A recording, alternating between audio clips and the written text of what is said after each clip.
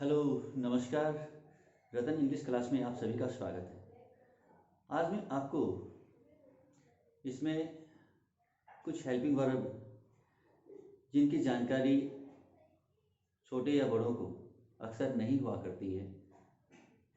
English वो पढ़ तो लेते हैं, लेकिन वो लिखने की बारी जब आती है तो वहाँ वो ये नहीं कर पाते हैं, लिख नहीं पाते हैं। ऐसे में उनको सबसे पहले छोटी छोटी चीज़ें जो काफ़ी इम्पॉर्टेंट है, मैं आज वही रखने वाला हूँ, क्योंकि कमियों को दूर करने के लिए ही ये चीज़ें बताई जाती हैं।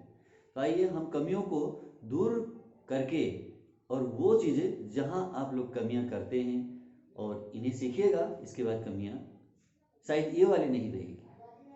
आइए शुरू करते हैं।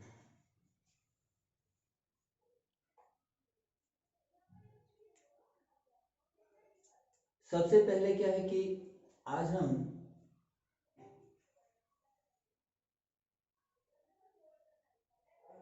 चर्चा कर रहे हैं बी के बारे में। बी के कितने फॉर्म्स बनते हैं? एक तो अपने आप में बी होता है। बी का मतलब होता है यहाँ होना। क्या अर्थ है इसका? होना। बी अपने आप में एक वर्ब है। सबसे पहले ये देखना है कि बी अपने आप में एक वर्ब भी है, तो इसका अर्थ है होना। तो अब क्या है कि बी का अर्थ होना होता है, ये एक वर्ब है। अब इसका जो सेकंड वर्ब जो होता है, जैसे मान लीजिए अब बी है, बी के अंदर क्या होता है? इज होता है, एम होता है और आर होता है। इसका पास्ट फॉर्म जो होता है, past tense verb, was verb होता है। और इसका पास्ट पार्टिसिपल वर्ब जो होता है वो होता है बीन। ये हुआ। तो इसमें क्या है कि अब सबसे पहले अब यूं तो बी का हम जेरंड भी बना सकते हैं या मान लीजिए पार्टिसिपल वर्ब भी बना सकते हैं। आईएनजी लगा देंगे, बीइंग हो जाएगा। तो वो फोर्थ फॉर्म के रूप में हम उनको देखेंगे, क्योंकि उसका अर्थ जो है होने के रूप में होगा। जैसे हो रहा है, कोई काम हो रहा है तो होने के बारे में स्टेटिव वर्ब है। इसमें क्या है कि कुछ होना बताया जाएगा। जैसे मान लीजिए वह नाराज हो रहा है, वह पागल हो रहा है, जैसे वह उदास हो रहा है, ठीक है ना। कुछ वह मोटा हो रहा है, वह दुबला हो रहा है, पतला हो रहा है, तो कुछ होने के बारे में। लेकिन इसमें एक्शन नहीं है, एक्शन नहीं, इसमें कोई काम किया नहीं जा रहा है, यानी कुछ हुआ जा रहा है, कुछ होना पाया जा रहा है। इसमें करना कुछ भी नहीं, हाथ पैर हिला करके कोई काम नहीं किया जा रहा है इसमें। एक बात तो ये। तो दूसरे में ये देखना है कि बी के अंदर जो है, बी एक फोल्डर की तरह काम करता है। अब बी को अगर हम वर्ब समझें तो होने के अर्थ में हम इसका यूज करें। बी का मतलब होता है होना, और इसके अंदर होता है, क्या होता है? Is am are. इसका पास्ट फॉर्म जो होता है, इसका प्रेजेंट है इज एम आर। इज का मतलब होता है, एम का मतलब होता है हूँ, और आर का मतलब होता है। तो इज का क्या अर्थ होता है? तो इज का अर्थ है। अब एम का क्या होता है? एम का अर्थ होता है हूँ, ये वाला। और आर जो है, ये इसका अर्थ होता है हैं। अब है में और हैं में काफी अंतर है आता है एक व्यक्ति के लिए, और हैं अगर कहा जाएगा तो इसके ऊपर एक छोटी सी जो है फुल स्टॉप, मान लीजिए फुल स्टॉप सा है होता है कि हमें यहाँ पॉइंट लगाना पड़ेगा।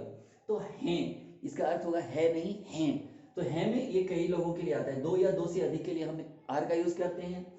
खुद के लिए, आई के लिए हम एम का यूज करते हैं, और इज करते हैं ही सी इट के लिए। अब देखना है, ये तो हो गई इनकी हिंदी। अब इज किसके लिए लगता है? इज लगता है ही के लिए, सी के लिए और इट के लिए इज लगता है।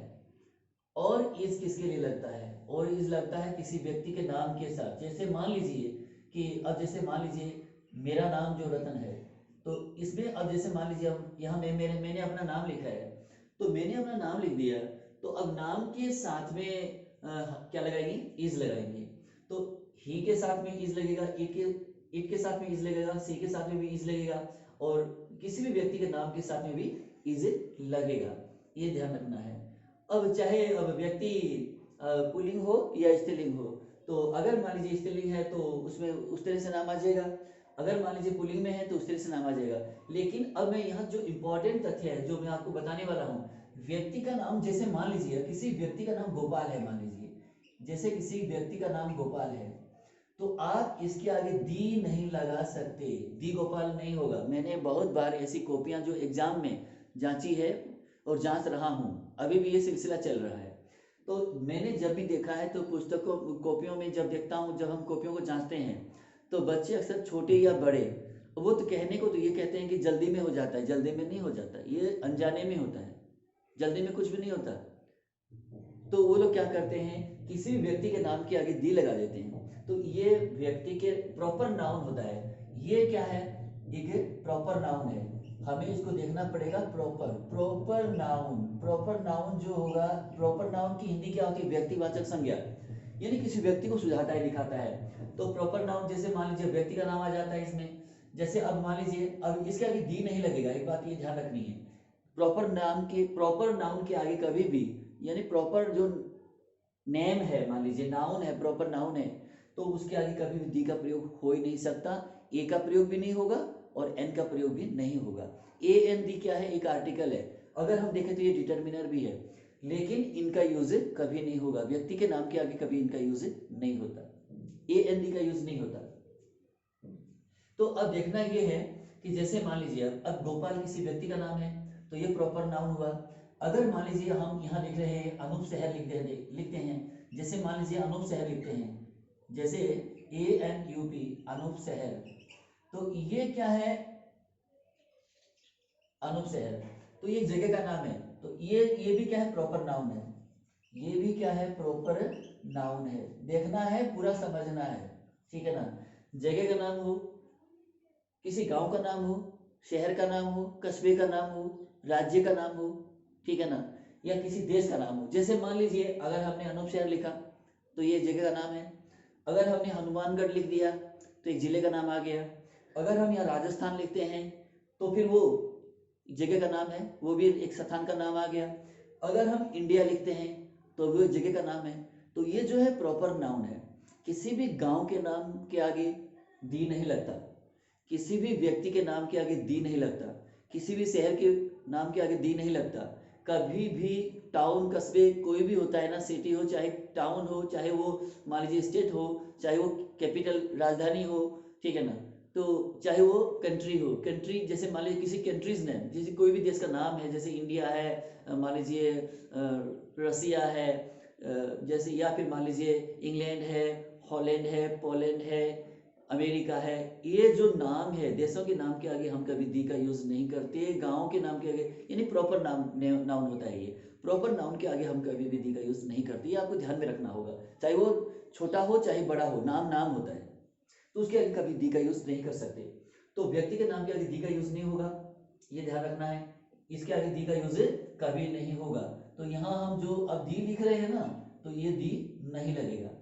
अब यहाँ अनु शहर के आगे अगर मान लीजिए आपने दी लगा दिया तो ये गलत है, सही नहीं है, ये आपको ध्यान में रखना है। अगर मान लीजिए किसी वस्तु का नाम है, जैसे मान लीजिए अगर हम कहेंगे फैन, फैन कह देंगे तो फैन क्या है, एक कॉमन नाउन हुआ ये, ठीक है ना, ये जातिवाचक हो जाता है, तो इसमें कॉमन नाउन के आगे हम दी का यूज मान लीजिए कर रहे हैं तो ये तो हो सकता है, लेकिन प्रॉपर नाउन के आगे, जैसे मान लीजिए फैन क्या कहा जाएगा, फैन तो यहाँ भी चलता है वो भी फैन है, अंदर चलता है वो भी फैन है, उधर चलता है वो भी फैन है, तो घूमने का जो हवा देने का काम करे वो फैन तो है, ये तो निश्चित है, लेकिन फैन का नाम क्या है, मान लीजिए उषा है, ओरियंट है, जे आता है समझ में। तो कोई भी मान लीजिए अब जैसे ओरियंट फैन है, आप कह जाए कि उसने एक पंखा खरीदा, पंखा कौन सा खरीदा, कि ओरियंट, तो एक नाम आ गया, तो नाम होता है ना, उसके आगे कभी हम दी का यूज नहीं कर सकते, व्यक्ति के नाम के आगे, वस्तु के नाम के आगे और किसी भी स्थान के नाम के आगे हम दी का यूज नहीं कर सकते हैं। और मान लीजिए यहाँ ओरियंट लिख देते हैं, ओरियंट, तो इसका दी ओरियंट अगर हम, क्योंकि दी के लगने से अर्थ चेंज होता है, बदलता है, ठीक है ना।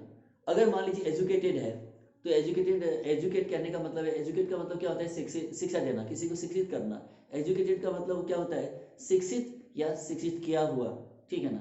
अगर हम इसके आगे दी लगा देते हैं तो क्या होता है, तमाम जो एजुकेटेड लोग हैं, दी एजुकेटेड कहने का मतलब हुआ कि जितने भी पढ़े लिखे जो लोग हैं वो सब, तो इसका मतलब ये हुआ, तो चेंज आता है इसमें, ये चेंजिंग को ध्यान में रखना होगा।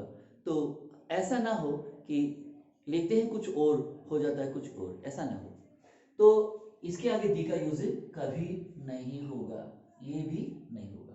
तो ये व्यक्ति के नाम के आगे, जगह के नाम के आगे, या मान लीजिए हम ये अब जैसे ओरिएंट लिखे हैं, ये क्या है, एक प्रॉपर नाउन है, ये भी प्रॉपर नाउन है, ये पंखे का नाम है, ओरिएंट नाम है, नाम है वो नाउन है, नाउन है वो संज्ञा है। और ऐसी संज्ञाओं के आगे हम दी का यूज नहीं करते हैं, ए का यूज भी नहीं करते हैं, और नहीं हम उसके आगे एन का यूज करते हैं। अगर आगे कुछ परिवर्तन है, आगे कुछ और भी कुछ आ रहा है तो हम लगा सकते हैं, व्यक्ति के नाम के आगे भी दी लग जाएगा, दी लग जाएगा, शहर के नाम के आगे भी दी लग जाएगा, इसके आगे भी दी लग जाएगा, लेकिन लगेगा कब, कि आगे कुछ ऐसी परिस्थिति हो तब ये लगता है, नहीं तो नहीं लगता है। सिर्फ अकेला अगर इस तरह से लिखेंगे, अकेले नाम के आगे इन दी का जो है दी का यूज नहीं हो सकता, इनके आगे अगर कुछ लिखेंगे तो लग जाएगा, तो लग जाएगा, मैं लगा दूंगा दी लग जाएगा। लेकिन ऐसा हमें करना नहीं चाहिए कि हम प्रॉपर नाउन के आगे जो देखते हैं, अक्सर विद्यार्थी क्या करते हैं, जाने अनजाने में वो क्या करते हैं, दी लगा देते हैं, और ये अक्सर पूरे वाक्य को ही बिगाड़ के रख देता है। तो जैसे मान लीजिए, अब हम थोड़ा सा इसमें और थोड़ा सा विस्तार से देखते हैं। अगर मान लीजिए हम यहाँ इंडिया लिखते हैं, तो इंडिया लिखते हैं इंडिया, तो इसके आगे दी नहीं लगेगा, ठीक है ना, दी नहीं लगेगा, क्योंकि इंडिया एक प्रॉपर नाउन है, तो इसके आगे दी का यूज नहीं होता। अगर मान लीजिए हम राजस्थान लिखते हैं, राजस्थान, ठीक है ना, RAJSTHAN, राजस्थान, तो इसके आगे हम दी का यूज नहीं कर सकते, तो ये दी नहीं होगा इनके आगे। ये सब क्या है, ये सब के सब प्रॉपर नाउन है, ये ध्यान रखने की बात है। तो ये चीजें, मुझे उम्मीद है कि आपको ये चीजें अब समझने में दिक्कत नहीं आ रही है, समझ करके इसको माइंड में रखना है, माइंड को उस पर टिकाना है, और समझ के अंदर ये चीज रखनी है कि इन चीजों के आगे कभी दी का यूज नहीं होता। जैसे मान लीजिए अब जैसे अब संडे होता है, संडे के आगे दी नहीं लगता, दी संडे नहीं हो सकता, क्योंकि नाम है, दिनों के नाम है। दी मंडे नहीं हो सकता, दी ट्यूसडे नहीं हो सकता, दी वेडनेसडे नहीं हो सकता, दी थर्सडे नहीं हो सकता, दी फ्राइडे नहीं हो सकता, दी सैटरडे नहीं हो सकता, दी संडे नहीं हो सकता, क्योंकि इनके आगे हम प्रेपोजिशन ऑन का यूज करते हैं, ठीक है, लेकिन दी का यूज नहीं कर सकते। ये नेम है, नाम है, ये प्रॉपर नाउन है, इनके आगे हम दी का यूज नहीं कर सकते। अब महीनों के नाम के आगे, जैसे मान लीजिए जनवरी है, तो हम दी जनवरी नहीं कर सकते। फरवरी है मान लीजिए, तो उसके आगे हम दी फरवरी नहीं कर सकते, दी मार्च नहीं कर सकते, दी अप्रैल नहीं कर सकते, दी मई नहीं कर सकते, दी जुलाई नहीं कर सकते, दी अगस्त नहीं कर सकते। कहने का तात्पर्य दिसंबर तक चले जाइएगा, लेकिन दी नहीं लगेगा, क्योंकि नामों के आगे कभी दी नहीं लगता, क्योंकि हमने उसको नाम दिया है, और नाम के आगे कभी दी नहीं लगता, ये ध्यान रखना है। अब अगर मान लीजिए चेयर लिखना है, चेयर का मतलब क्या, कुर्सी होता है। अब यहाँ पड़ा है वो भी चेयर है, उधर पड़ा है वो भी चेयर है, उधर वाले रूम में वो भी चेयर है, उधर वाले रूम में वो भी चेयर है, चेयर सब चेयर है। ये एक ऐसा वर्ड है जिसका यूज हम हर एक चेयर के लिए कर सकते हैं, हर एक कुर्सी के लिए चेयर शब्द का यूज कर सकते हैं, तो दी चेयर हो जाएगा। अगर वो चीज डेफिनेट है तो हम दी चेयर कर सकते हैं, दी चेयर, क्योंकि चेयर को आप भी जानते हो, मैं भी जानता हूँ, तो यानी दोनों तरफ से हम अगर उनको जानते हैं तो उसमें कोई भ्रम पैदा नहीं होती, कोई उसमें अनजाना नहीं है, तो वो चीजें डेफिनेट हो जाती है, और डेफिनेट के लिए हम दी का यूज करते हैं, ये बात है। तो आगे देखना है, इन चीजों के आगे दी का यूज नहीं करते हैं, और दी का यूज कभी नहीं कीजिएगा। अब रही बात ये जो अब हमें यहां से देखना है, तो अब इनके लिए क्या लगाते हैं, इनके लिए इज लगाते हैं, यह ध्यान रखना है, इज लगता है। अब नाम के लिए क्या लगेगा, इज लग जाएगा। अगर मान लीजिए यहाँ हम सीता लिखते हैं, सीता एक जो है स्त्रीवाचक है, तो यहाँ हम इज लगा देंगे, क्योंकि एक है संख्या में, ठीक है ना। अगर हम मान लीजिए इंडिया लिख रहे हैं, इंडिया, तो इंडिया के आगे भी हम इज लिखेंगे, इंडिया इज, ठीक है ना, इंडिया।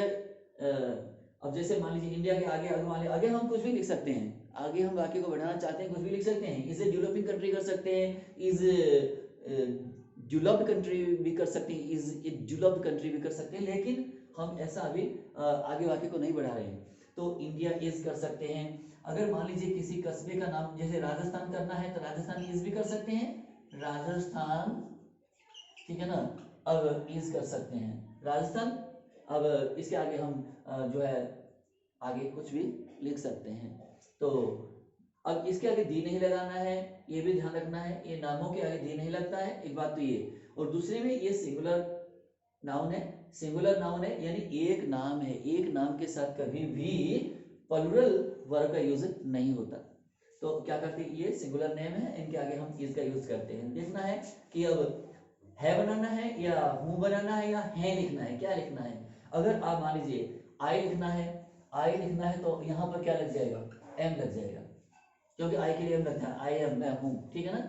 जैसे आई एम ए टीचर, मैं एक अध्यापक हूँ, तो आई एम मैं हूँ, यानी आई एम यानी कि मैं हूँ, क्या हूँ मैं, यानी कुछ होने को बतलाया जा रहा है, इसमें काम नहीं हो रहा है, कुछ भी काम नहीं हो रहा है, इसमें कोई एक्शन वर्ब नहीं है, ये मैं हूँ क्या हूँ ये बताना है, ठीक है ना। तो हम हैं तो वी आर, क्या लिखना है, वी आर। तो वी के लिए क्या लगाते हैं, आर लगाते हैं। प्रोनाउन देखिए पर्सनल प्रोनाउन है ये, वी के लिए क्या लगाते हैं, आर लगाते हैं। अब देखना है यू, यू के लिए क्या लगाते हैं, आर लगाते हैं, क्या लगाते हैं, आर लगाते हैं। समझना है इन चीजों को गहराई से। अब यू के बाद में क्या लगाते हैं, आर लगाते हैं। अब देखना ये है कि अब ही के साथ क्या लगाएंगे, इज लगाएंगे। सी के साथ क्या लगाएंगे, इज लगाएंगे।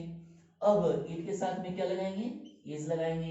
अब जो है दे के साथ क्या लगाएंगे, दे के साथ लगाएंगे आर, तो ये दे आर हो जाएगा, ठीक है ना।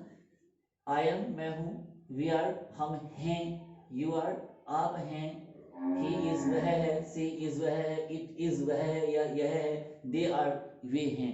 तो ऐसा हमें जो है इनके साथ में हम जो ये जो हेल्पिंग वर्ब है आप समझ पा रहे हैं, ये मेन वर्ब है वैसे, अभी तो मेन वर्ब है ये, लेकिन हेल्पिंग वर्ब तब बनेगा जब इसके बाद में हम जो है पार्टिसिपल यूज करेंगे, पार्टिसिपल यानी आईएनजी वर्ब का यूज करेंगे, तो हम ये इनको कहेंगे हेल्पिंग वर्ब या लिंकिंग वर्ब, और आगे जो आईएनजी वर्ब आएगा वो मेन वर्ब कहलाएगा यानी पार्टिसिपल कहलाएगा। पार्टिसिपल का मतलब ही आईएनजी वर्ब होता है, ठीक है ना, ये ध्यान रखना है। और उसके बाद में अब देखिएगा आगे। तो अब इनके बाद में हम क्या करते हैं कि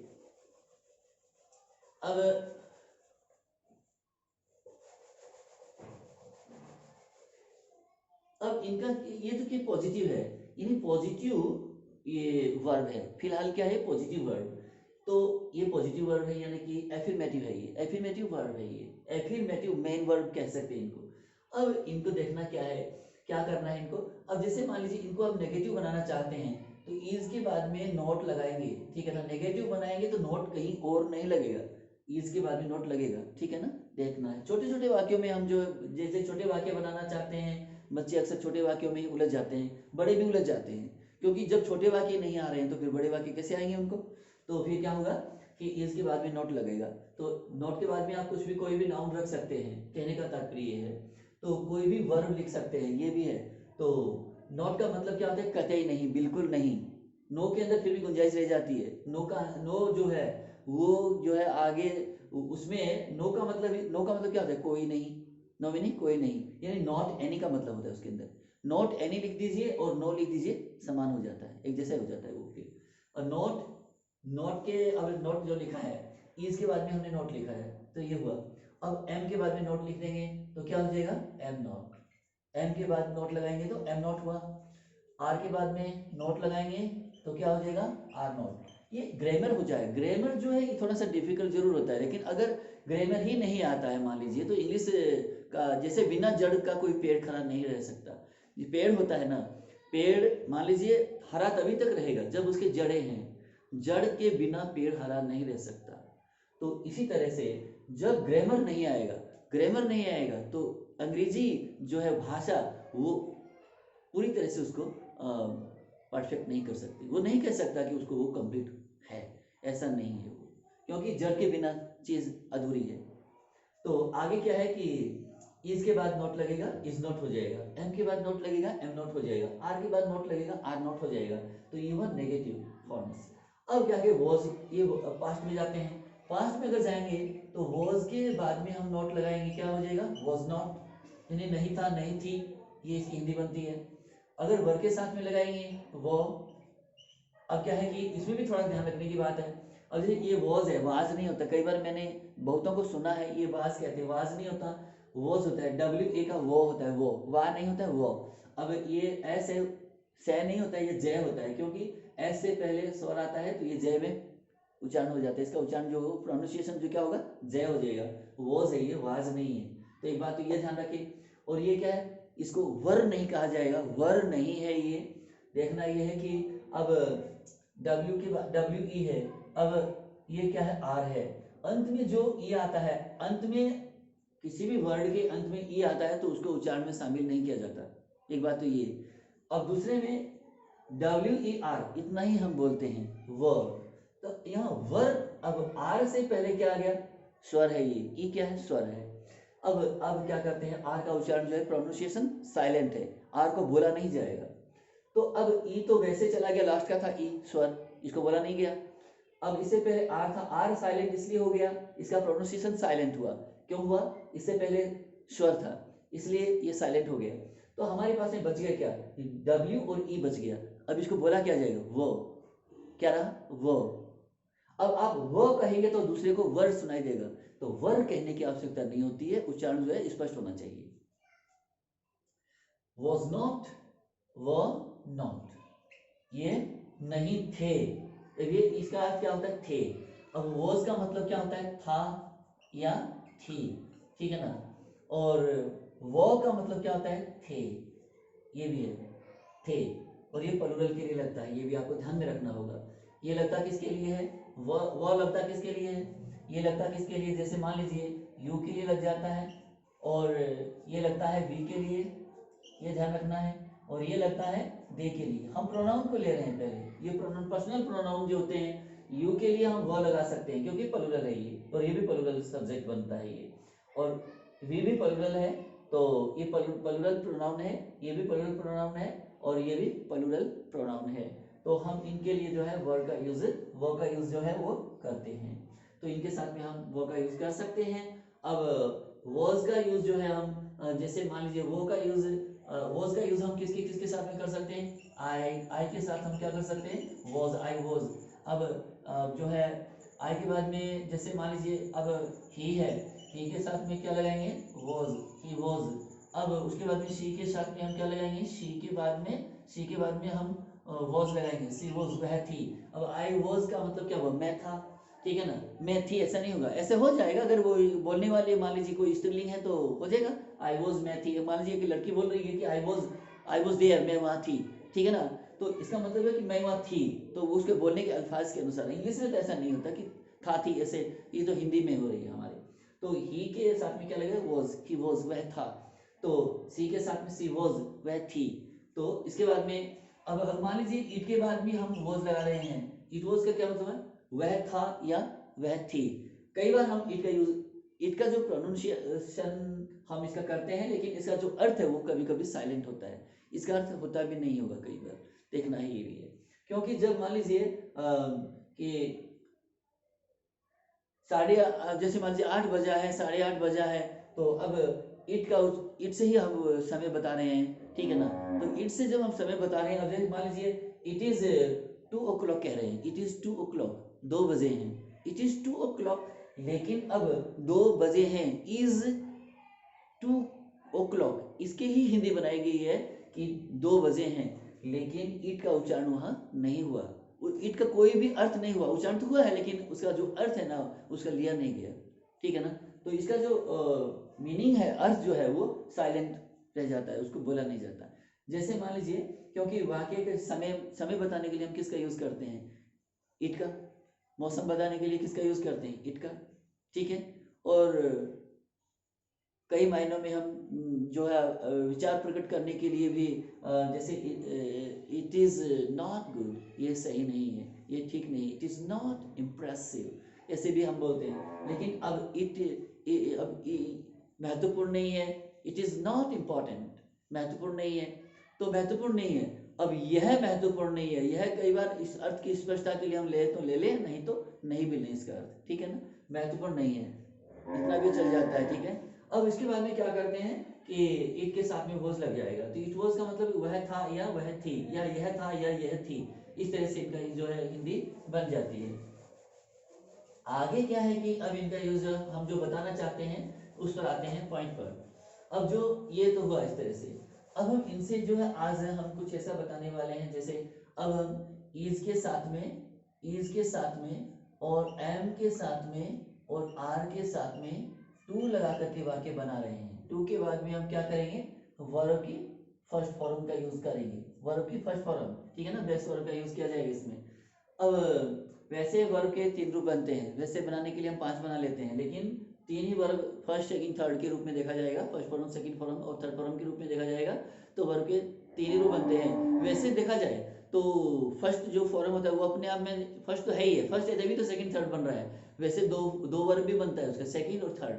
ये तो पहले तो है तभी तो वो सेकंड बना, तभी वो थर्ड बना, तो फर्स्ट को अगर मान लीजिए हम फर्स्ट माने तो सेकंड थर्ड 2 ही होता है। तो जैसे दिमाग मान लीजिए चलाओगे उतना ही चलेगा, कहने का तात्पर्य। अब is to am to are to, उसके बाद वर्ब फर्स्ट का यूज करेंगे तो फिर क्या अर्थ बनेगा इसका,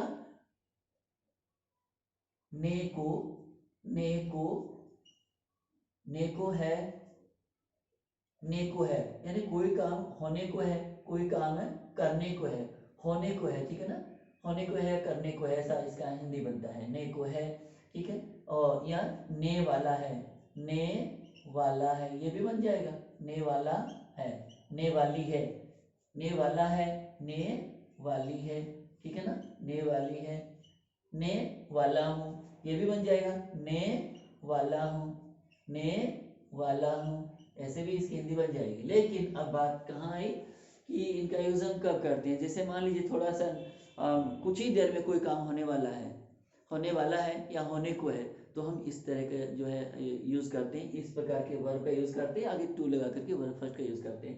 जैसे मान लीजिए आज हम इसी पर जो है हमारा ध्यान केंद्रित रहेगा, जो एग्जाम्पल के तौर पर हम इसको देख सकते हैं। आइए शुरू करते हैं। जैसे मान लीजिए अगर मैं यह कहता हूँ कि, जैसे अगर मैं कहूँ कि ही इज, अब जैसे कि वह खेलने को है, तो he is to play, he is to play, ये हुआ, ही इज टू प्ले, वह खेलने को है यानी खेलने वाला है, ये मतलब है, ही इज टू प्ले, वह खेलने वाला है। अगर हम लिखते हैं कि वह पढ़ने वाली है, तो क्या करेंगे, शी इज टू रीड कर सकते हैं, शी इज टू रीड, वह पढ़ने को है या पढ़ने वाली है, ये दोनों ही अर्थ इसके बनते हैं। लेकिन थोड़ा सा इसमें वक्त लगेगा, अभी ऐसा नहीं कि कहने के तुरंत ही वो काम हो गया, ऐसा नहीं है, थोड़ा हुआ नहीं काम इसमें, अभी हुआ नहीं, इनकम्प्लीट इसमें सेंस है अभी, क्योंकि वर्ब के आगे टू लग रहा है, जब तक टू लगेगा तब तक ये मान के चलिएगा काम हुआ नहीं है। तो अब क्या करते हैं कि आगे देखना है। अब जैसे मान लीजिए अगर कहा जाए कि इट इज टू रेन, वर्षा होने को है, इट इज टू रेन, वर्षा होने को या वर्षा होने वाली है, तो इट इज टू रेन, तो इस तरह से मान लीजिए अब टू लगा रहे हैं हम तो अर्थ की सार्थकता के लिए। अब क्या करना है, अब जैसे मान लीजिए हम फोर्थ में चल रहे हैं, अब जैसे मान लीजिए कि अब ही सीट के बाद में जैसे अब आई को ले लीजिए, आई एम टू, मैं जैसे मान लीजिए मैं अब लिखने को हूँ, तो आई एम टू राइट, मैं लिखने को हूँ, ठीक है ना, कोई चीज मैं लिखने वाला हूँ, ठीक है, मैं लिखने को हूँ, आई एम टू राइट, मैं लिखने को हूँ। अब जैसे मान लीजिए फिफ्थ में देखते हैं, फिफ्थ में तो थोड़ा सा ऊपर लिखते हैं, जैसे मान लीजिए अब कुछ हम आगे लिख रहे हैं इनको, अब जैसे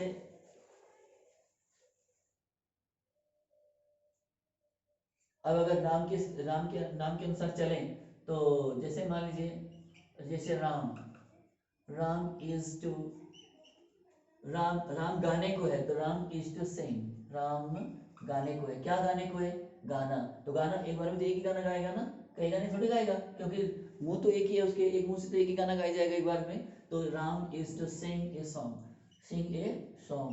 राम गाना गाने को है, राम गाना गाने वाला है, ये हुआ। अब जैसे मान लीजिए अब दूसरे में हम लिखे सीता, जैसे मान लीजिए सीता नाचने वाली है, Sita is to dance to this song, मान लीजिए गाने पर नाचने वाली है, ठीक है ना, तो एक गाने बनाने टू ए सॉन्ग, मान लीजिए सीता गाने बनाने वाला, Sita is to dance, Sita नाचने वाली है या नाचने को है, लेकिन अभी ये हुआ नहीं है, नाचने वाली है या को है, ठीक है ना। अब जैसे मान लीजिए अब हम लिखें जैसे the train is to arrive, the train is to arrive, ठीक है ना, गाड़ी पहुंचने वाली है, the train is to arrive here, गाड़ी यहाँ आने वाली है, आने को है या पहुंचने वाली है, ठीक है ना। अराइव मीन्स क्या हुआ, पहुंचना। तो यहाँ इसका अब समझने की दिशा में हम चाहे हिंदी इसका कुछ भी बना, आने वाली है, पहुंचने वाली है, ठीक है ना। तो इस तरह से the train is to arrive here, गाड़ी यहाँ पहुंचने वाली है, अर्थात एट द स्टेशन, स्टेशन पर पहुंचने वाली है, the train is to arrive at the station, ये हुआ। अब देखना है कि अब फोर्थ में देखिए, अब जैसे मान लीजिए अगर हम लिखें द बस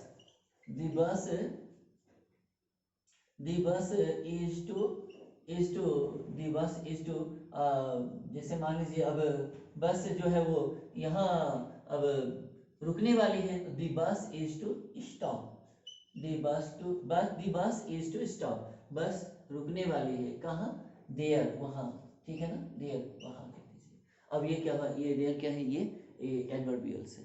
तो अब क्या है कि आगे देखिए, the bus is to stop there, बस वहाँ रुकने वाली है, बस वहाँ रुकने को है, इसका मतलब ये हुआ, ठीक है ना।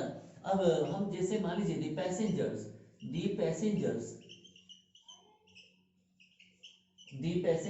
यात्री, ठीक है ना, द पैसेंजर्स अभी बहुवचन में हो गया ना, बहुवचन प्लूरल है, पर सब्जेक्ट जब प्लूरल होगा तो हमें अब ये लगाना पड़ेगा, आर लगाना पड़ेगा। तो जब ये प्रेजेंट की बात हो तब आर लगाना होगा। The passengers are to board, अब क्या करना है, आर टू बोर्ड दी बस, बस में चढ़ने वाले हैं, ठीक है ना। दी पैसेंजर्स आर टू बोर्ड दी बस, बस में चढ़ने वाले हैं। अब जैसे मान लीजिए आप यहाँ बस लिख दीजिए, चाहे आप ट्रेन लिख दीजिए, ट्रेन भी हो जाएगा, यहाँ आप ट्रेन हो जाएगा, दी ट्रेन कर दीजिए, चाहे दी बस कर दीजिएगा, ठीक है ना। तो the passengers are to board the train, passenger जो है वो ट्रेन में चढ़ने वाले, बोर्ड का मतलब क्या होता है, चढ़ना, ठीक है ना, तो चढ़ने वाले हैं। तो अब ये हुआ, चढ़ने को है या चढ़ने वाले हैं, पर चढ़े नहीं है, पर इतना ध्यान रखना है। अब ये एक पीछे रखना है कि वो काम अभी हुआ नहीं है, ये मतलब हुआ। अब अगर हम लोग इसको नेगेटिव बनाना चाहते हैं तो नेगेटिव से पहले थोड़ा सा हम और चले, इस पर थोड़ा सा और गहरा ले लें। अब नाम के साथ तो ये हुआ। अब जैसे मान लीजिए अब कि लड़के खेलने वाले हैं, तो लड़के खेलने वाले हैं, तो लड़कों को आपने देखा भी, तो लड़कों को आप जानते भी, तभी तो कह रहे हैं ना। तो दी बॉयज, अब दी लगने से ये चीज़ अब डेफिनेट हो गई है कि लड़के कौन से, वो लड़के, यानी कि वो सामने हैं या उनकी जानकारी में है, वो कह रहा है कि दी बॉयज, अब क्या करना है, खेलने वाले हैं, यहाँ पहुँचने वाले हैं, आने वाले हैं, समझ में आ रहा है। दी बॉयज आर टू अराइव, अब अराइव कर दीजिए, आर टू कम कर दीजिए, आर टू कम, अब कम हियर, लड़के यहाँ आने वाले हैं, the boys are to come here, लड़के यहाँ आने को हैं या आने वाले हैं। तो आने को है या आने वाले हैं, इस तरह से हम जब भी किसी भी वाक्य को लिख सकते हैं, चाहे हम ये छोटे छोटे वाक्य हैं। अब ये कहाँ पर मदद करते हैं, किसी भी क्वेश्चन का आंसर जब बनाते हैं तो वहाँ ये चीज़ें बहुत काम आती हैं, क्योंकि बड़े वाक्यों को छोटे छोटे वाक्यों में लिखना आसान होता है। तो बड़े वाक्य बनाना कोई ज़रूरी नहीं होता है, हमें उन जो चीज़ हम बड़े वाक्यों में कहना चाहते हैं, बड़े वाक्य क्यों बनाया जाता है, इसलिए बनाए जाते हैं कि जब हम बड़े वाक्य बनाते हैं कि एक तो वो चीज़ थोड़ी सी स्टाइलिश लगने लगती है, एक बात तो ये स्टाइलिश हो जाती है, और दूसरे में कि बड़े वाक्य जब बनाते हैं, जब छोटे वाक्यों का ज्ञान होगा तभी बड़े वाक्य बनाए जाएंगे, एक बात। और उसमें थोड़ी सी वर्ड की अधिकता होती है, प्रेपोजिशन की सही प्रयोग, जैसे मान लीजिए एडजेक्टिव कहाँ लगना है, कैसे एडजेक्टिव है, हम किस प्रकार के एडजेक्टिव लगाना चाहते हैं, किसके बाद क्या आना है, ये देखना खास बात है। तो अब टाइम कहाँ लगेगा, प्लेस हम कहाँ लगाना चाहते हैं, ऑब्जेक्ट कहाँ लगेगा, डायरेक्ट कहाँ लगेगा ऑब्जेक्ट, इनडायरेक्ट ऑब्जेक्ट कहाँ लगेगा, ठीक है ना। अब हमें जो टाइम है, टाइम कहाँ लगाना है, अब स्थान कहाँ लगाना है, ठीक है ना। कारण बताना है, हम कारण बताना चाहते हैं, कारण वाला वर्ब कहाँ लगाएंगे, ठीक है ना। वाक्य के बीच में लगेगा या शुरू में लगेगा या अंत में लगेगा, यानी कि ये बात आपको समझनी है जैसे अंत में लगता है। तो इसी तरह से मान लीजिए अब अगर हम इसको नेगेटिव बनाना चाहते हैं तो अब नेगेटिव कैसे बनेगा। अब जैसे मान लीजिए अब नेगेटिव कैसे बनता है, जैसे अब हम जो बनाना चाहते हैं जैसे अब दी गर्ल्स यानी लड़कियां are are to are to are to are to जैसे मान लीजिए पढ़ने वाली हैं आर टू रीड, ठीक है ना, लड़कियां पढ़ने वाली हैं। अब पढ़ने वाली हैं तो आर टू रीड टुगेदर मान लीजिए, थोड़ा सा बाकी की सार्थकता हो जाती है और क्या। देखिए the girls are to read together, लड़कियां साथ साथ पढ़ने वाली हैं, साथ साथ पढ़ने को है, यानी कि वो ग्रुप में पढ़ना चाहती हैं, साथ साथ पढ़ना चाहती हैं, तो कहा जा रहा है कि the girls are to read together. अब जैसे मान लीजिए अब अगर मान लीजिए हम नेगेटिव बनाना चाहते हैं, नेगेटिव जैसे मान लीजिए मैं वहां नहीं जाने को हूं, तो जैसे आई एम टू गो, मैं वहां I am to go there, मैं वहां जाने को हूं, ठीक है ना। अब जैसे मान लीजिए I am to go there, मैं वहां जाने को हूं। अब इसी को नेगेटिव बनाना है, मैं वहां नहीं जाने वाला हूं, मैं वहां नहीं जाने को हूं, तो कैसे बोला जाएगा, I am not to I am not to I am not to go there, मैं वहां नहीं जाने को हूं, मैं वहां नहीं जाने वाला हूं, I am not to go there, मैं वहां नहीं जाने वाला हूं। नोट कहाँ लगेगा, आप देख चुके हैं नोट यहाँ लगता है, टू से पहले लग जाएगा, ये ध्यान रखना है।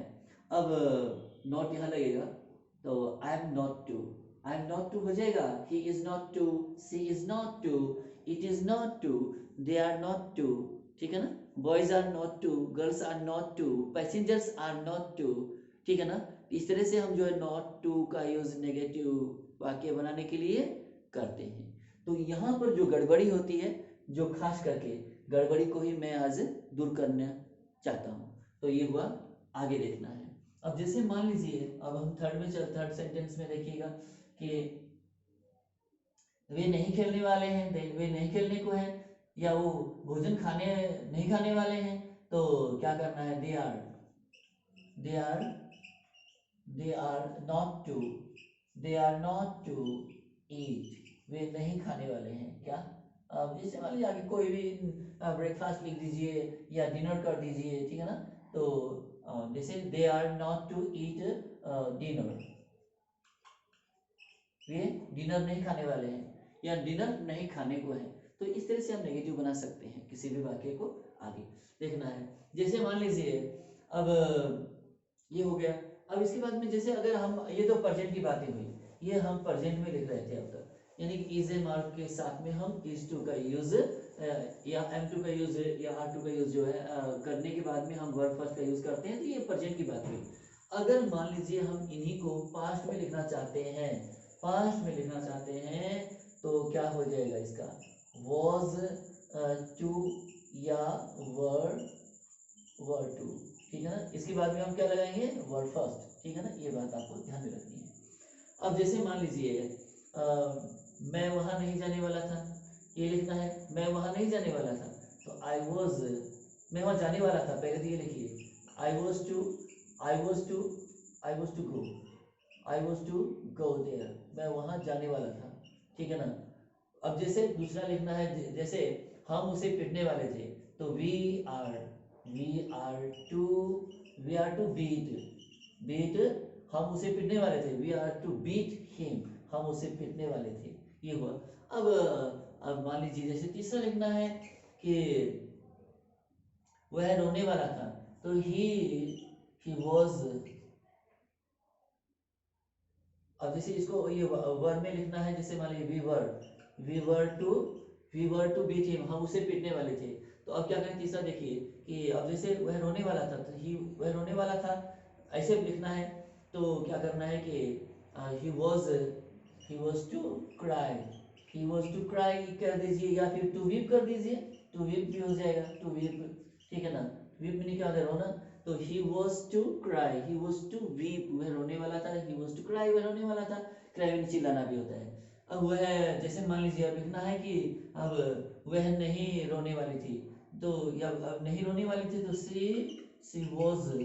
she was not to cry, वह रोने वाली नहीं थी, ठीक है ना। तो इसका मतलब ये हुआ। अब जैसे मान लीजिए आगे हम लिखना चाहते हैं कि अब नेगेटिव में चल रहे हैं, पास्ट में नेगेटिव इंट्रो, अब अगर मान लीजिए इंट्रोगेटिव बनाना चाहते हैं तो इंट्रोगेटिव कैसे बनाते हैं ये आप समझ चुके हैं। अब जैसे मान लीजिए क्या वह जाने को था, तो पहले क्या लिखेंगे, वॉज ही टू गो, क्या वह जाने को था, अंत में क्या लगेगा, इंट्रोगेशन मार्क, ठीक है ना, इंट्रोगेटिव मार्क लग गया। वॉज ही टू गो, क्या वह जाने को था। दूसरा जैसे मान लीजिए क्या, अब जैसे मान लीजिए क्या वह वॉज शी, क्या वह आने को थी, सी वॉज शी टू कम, क्या वह आने को थी। अब तीसरा जैसे क्या वह खाना नहीं बनाने वाली थी, तो was she not to cook, ठीक है ना, was she not to cook, क्या वह नहीं पकाने वाली थी, खाना नहीं पकाने वाली थी, तो अंत में क्या लग जाएगा, इंट्रोगेशन मार्क लग जाएगा, इंट्रोगेटिव मार्क लग जाएगा। तो was she not to cook, क्या वह नहीं भोजन पकाने वाली थी। अब उसके बाद में जो है हम आगे लिखना चाहते हैं। अब जैसे मान लीजिए कि अब जैसे लिखना है कि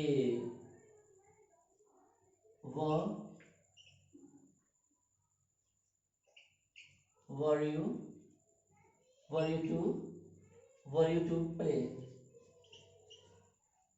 टू प्ले, क्या तुम खेलने वाले थे, क्या तुम खेलने को थे, क्या तुम खेलने वाले थे, ठीक है ना। जैसे मान लीजिए फुटबॉल लिख देते हैं, फुटबॉल, क्या तुम फुटबॉल खेलने को थे, क्या तुम फुटबॉल खेलने वाले थे, ये हुआ। तो अब जैसे मान लीजिए हम नेगेटिव भी बना सकते हैं अब और पॉजिटिव भी बना सकते हैं। तो नेगेटिव बनाएंगे तो क्या हो जाएगा, जैसे मान लीजिए were you not to play football, ये हो जाएगा फुटबॉल। तो इसमें इस तरह से साथ में ये इंट्रोगेटिव भी है, साथ में ये नेगेटिव भी है, दोनों बातें इसमें। तो इंट्रोगेटिव है इसलिए हमने इंट्रोगेटिव मार्क लगाया है, और नॉट नेगेटिव है इसलिए हमने इसके बाद में नोट भी लगाया। नोट कहाँ लगता है, आपको इसमें जो चूज करने वाली बात क्या है, एक तो हेल्पिंग वर्ब का हम यूज कहाँ पर कर रहे हैं ये देखना है, टू कब लग रहा है, परिस्थिति क्या है उसकी, और उसके बाद में प्रश्नवाचक हम बना रहे हैं तो कैसे बना रहे हैं, ये चीज आपको देखनी है। तो इसके बाद में अब जैसे मान लीजिए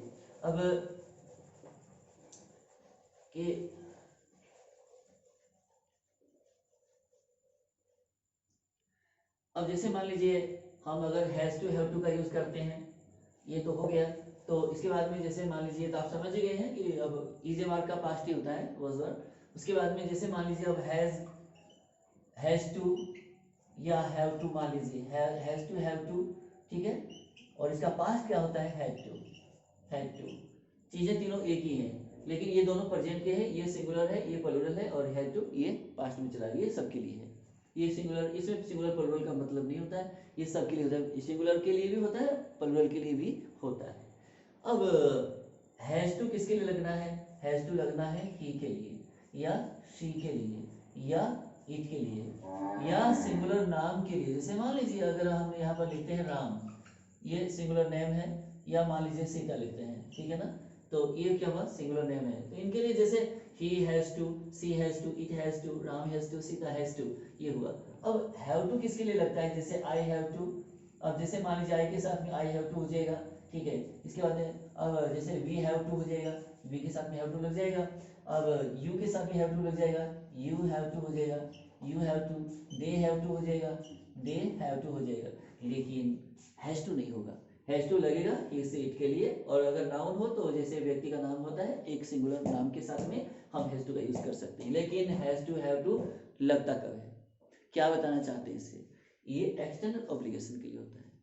ये एक्सटर्नल ऑब्लिगेशन यानी बाहरी जो ऑब्लिगेशन बताना है हमें बाहर का, तब हम इसका यूज करते हैं, यानी कि हमें वो काम करना पड़ता है। इसकी हिंदी जो होती है ना वो पढ़ता है पढ़ती है, बस ये चलेगा इसमें, ठीक है ना, पढ़ता है या पढ़ती है, पढ़ता है या पढ़ती है, इसकी हिंदी ये बनती है, ठीक है।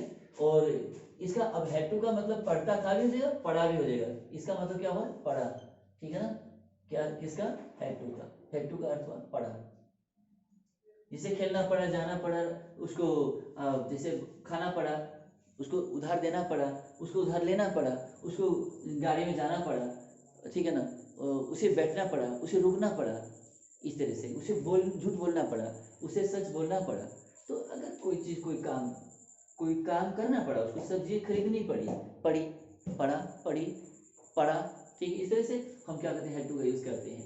आइए थोड़ा सा इसके बारे में भी हम थोड़ा सा कर लेते हैं प्रयोग। तो अब क्या करेंगे इसके लिए,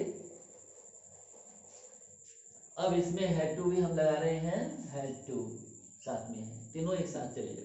तो इनमें क्या करते हैं, जैसे मान लीजिए अब अगर लिखना है कि अब जैसे कोई लड़का है, सिचुएशन देख लीजिए, जैसे मान लीजिए कोई लड़का वो कहता है कि मुझे यूनिफॉर्म पहन करके विद्यालय जाना पड़ता है, तो ये ऑब्लिगेशन बाहर का है, यानी कि नियम है, कानून नियमों में चीज़ें बनी हुई हैं, वो बाहर का नियम है, एक्सटर्नल ऑब्लिगेशन है वो, ठीक है ना। तो अगर एक लड़का कह रहा है कि अब जैसे स्टूडेंट कह रहा है, वो विद्यार्थी है, तो विद्यार्थी को जैसे द स्टूडेंट, तो द स्टूडेंट हैज टू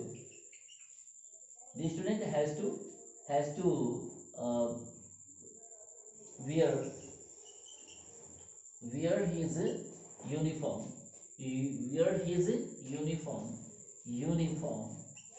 विद्यार्थी को जो है यूनिफॉर्म पहनना पड़ता है before going to school, before going to school, विद्यालय जाने से पहले उसको क्या करना पड़ता है, पोशाक पहननी पड़ती है, ठीक है ना। द स्टूडेंट हैज टू, यानी कि एक विद्यार्थी की बात हो रही है, हमने इसको सिंगुलर लिखा है तो हैज लगा है, अगर ये स्टूडेंट्स होता तो यहाँ हैव लग जाता। तो this student has to wear his uniform before going to school, तो उसको विद्यालय जाने से पहले उसको अपना यूनिफॉर्म पहनना पड़ता है। तो अब जो है, अब ये अगर ये स्टूडेंट एक लड़का भी हो सकता है, स्टूडेंट एक लड़की भी हो सकती है, ये भी ध्यान रखना है साथ में, क्योंकि इसमें हम प्रोनाउन को भी सही रखना चाहते हैं ना, क्योंकि प्रोनाउन हर चीज़ को ध्यान में रख करके लिखना पड़ता है, जानना पड़ता है। तो दी स्टूडेंट, अगर ये लड़की है, स्टूडेंट क्या है, एक कॉमन जेंडर है, ये कॉमन जेंडर है ये। तो कॉमन जेंडर जब है तो ये लड़का भी हो सकता है, लड़की भी हो सकती है, तो ऐसा है ये। तो जैसे मान लीजिए अब अगर हम चिल्ड्रन कहें, चिल्ड्रन में लड़का भी हो सकता है तो लड़की भी हो सकती है, तो वही बात है इसमें। अब मान लीजिए तो इसमें क्या हुआ कि अब फ्रेंड कह दिया जाए, फ्रेंड एक लड़की भी हो सकती है, लड़का भी हो सकता है, तो इस तरह से समझना है कि वो किधर जा रहा है वो। अगर हम इसको पुलिंग मान कर चलते हैं तो यहाँ हिज लग जाएगा। अगर ये स्त्रीलिंग है, अगर ये सीता है, मान लीजिए अगर हम सीता को ही स्टूडेंट कह रहे हैं तो यहाँ हिज नहीं आएगा, फिर यहाँ आ जाएगा हर, ये ध्यान रखना है। तो इसके लिए आपको एक प्रोनाउन के लिए जो पर्सनल प्रोनाउन की जो टेबल है वो आपको सीखनी पड़ेगी, ठीक है ना। जैसे मान लीजिए I, we, you, he, she, it और दे, ये जो है ये आपको सीखना पड़ेगा। अब दिस, दीज, दैट, दोज, ये भी प्रोनाउन है, लेकिन ये डिमॉन्स्ट्रेटिव प्रोनाउन है। इनको हम डिमॉन्स्ट्रेटिव प्रोनाउन के अंदर सीखते हैं या समझाते हैं, बताते हैं। तो प्रोनाउन तो आगे काफ़ी है, लेकिन जब हम पर्सनल प्रोनाउन की बात कर रहे हैं तो इन पर आ रहे हैं। तो ये हैज टू हुआ, तो ये ऑब्लिगेशन एक्सटर्नल है ये, the student has to wear his uniform before going to school. अब जैसे मान लीजिए अब कह दिया जाए, जैसे डिपियन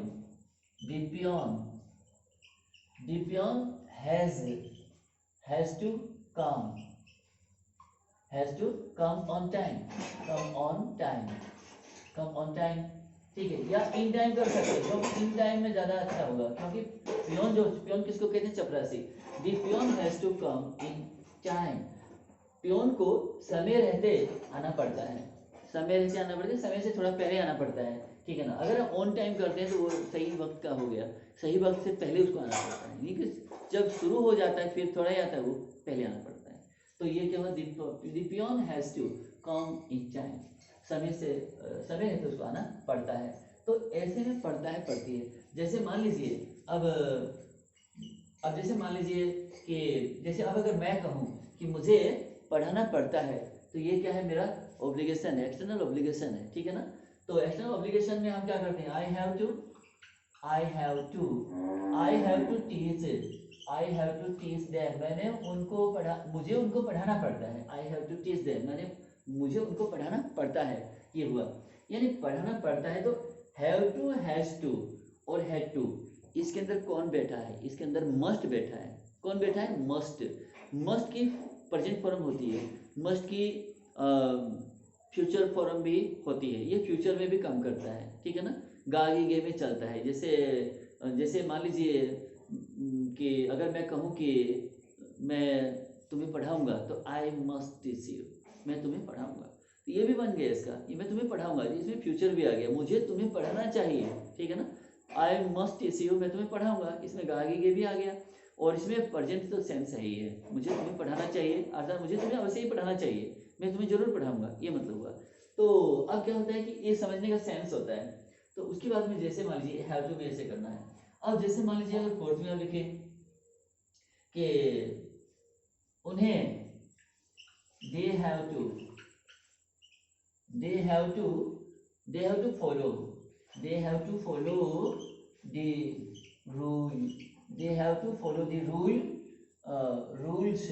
रूल्स ऑफ द स्कूल, उन्हें विद्यालय के नियमों का पालन करना पड़ता है। किनको? विद्यार्थियों को कह लीजिए, टीचर को कह लीजिए, पूरे स्टाफ को कह लीजिए, तो सभी को जो है रूल का तो अनुसरण करना ही पड़ता है, नियमों का पालन तो करना ही पड़ता है, बाहर का है। तो इसमें क्या करना है? They have to follow the rules of the school, उन्हें स्कूल के नियमों का पालन करना पड़ता है। तो पढ़ता है, पढ़ती है, ये सब करने के लिए। अब जैसे मान लीजिए इनके बाद में अब अगर हम पास्ट में जाएंगे, अगर हम पास्ट में जाते हैं तो पास्ट में जाएंगे तो क्या होगा कि पास्ट में जाते हैं तो अब हमें क्या करना है कि जैसे मान लीजिए अगर मैं लिखूं कि आई हैड टू गो, मुझे जाना पड़ा, ठीक है ना, मुझे जाना पड़ा। अब दूसरा लिखिए, मान लीजिए आई हैड टू गो, मुझे जाना पड़ा, तो he had to buy, उसे खरीदना पड़ा, something। अब ये क्या है कि अब हिंदी से इंग्लिश में जाएंगे तो बहुत दिक्कत होती है। अब इंग्लिश टू इंग्लिश थोड़ा सा मान लीजिए अगर आप चलते रहेंगे तो इंग्लिश में सोचिए, इंग्लिश में समझिए और इंग्लिश में ही उसको कीजिए, लिखिए। लेकिन आप अगर मदद लेना चाहते हैं तो हिंदी को अपने मदद के रूप में रख सकते हैं, साथ साथ में थोड़ा सा हिंदी से अंग्रेजी में आपको शुरू में आना है तो पहले हिंदी में से ही अंग्रेजी में आना होगा, और उसके बाद में आप जब उसको अच्छी तरह से फ्लुएंटली लिखने लग जाएंगे तो फिर कोई दिक्कत नहीं होती, फिर वो आप इंग्लिश टू इंग्लिश लिखते जा सकते हैं, कोई दिक्कत नहीं होती। तो he had to buy something, उसे खुद कुछ खरीदना पड़ा, ठीक है ना। अब जैसे मान लीजिए अगर लिखिए she had to dance there, उसे वहां नाचना पड़ा, तो कोई काम उसको करना पड़ा। तो इस तरह से हम क्या है कि had to का यूज करते हैं। अब जैसे मान लीजिए अब अगर लिखते हैं कि हमें we had to have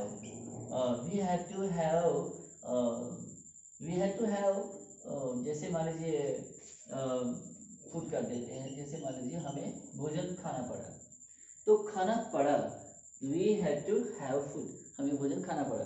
तो यहाँ had to have के यहाँ पर उलझने की आवश्यकता नहीं है, कि आप समझ पा रहे हो कि हैज और हैव ये क्या है, फर्स्ट फॉर्म होता है, इनका सेकंड जो होता है वो हेड होता है, थर्ड क्या होता है, वो भी हेड ही होता है इसका। तो आप इनका यूज जब समझ चुके हैं, यहाँ हेड टू क्या हुआ, ये आपका यहाँ पास्ट के जो पास्ट टेंस की जो है हेल्पिंग वर्ब है वहाँ की बात हो रही है। हैज हैव ये क्या हेल्पिंग वर्ब बताई गई है, हेड टू क्या हेल्पिंग वर्ब है, तो क्या हेल्पिंग वर्ब के बाद मेन वर्ब नहीं आएगा। तो मेन वर्ब हमने हैव का मतलब क्या है, खाना पीना, ठीक है ना, लेना देना, इस तरह के इनके जो हैव के बहुत सारे अर्थ बन जाते हैं, ठीक है ना। तो we had to have food, हमें भोजन खाना पड़ा। तो इस तरह से आप जो है टू का यूज कर सकते हैं इन वर्ब के बाद में।